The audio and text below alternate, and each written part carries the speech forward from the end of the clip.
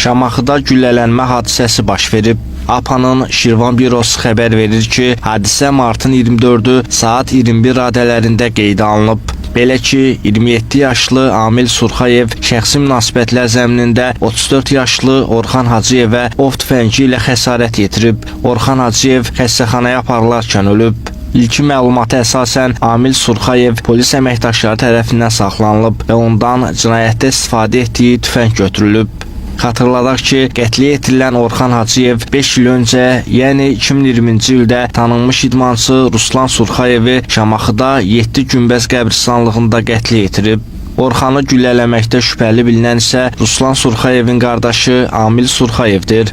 Ruslan Surxayevin atası qarşı tərəfdən şikayətçi olmadığı üçün Bakı Ağır Cinayətlər Məhkəməsinin hökmü ilə Orxan Hacıyev barəsində Cinayət Məcəlləsinin 120-ci maddəsi 122-ci, yəni güclü ruhi həyəcan vəziyyətində adam öldürməyə görə maddəsinə tövsif edilib və o 2 il müddətinə azadlıqdan məhrum edilib.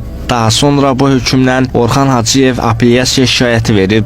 Sumqayıt Apellyasiya Məhkəməsi işə baxaraq Orxan Hacıyevin əməlini 123.1-ci maddəyə, yəni zəruri müdafiə həddini aşmaqla adam öldürmə maddəsi tövsif edərək onun 2 il cəza müddətini 1 il 6 aya salıb.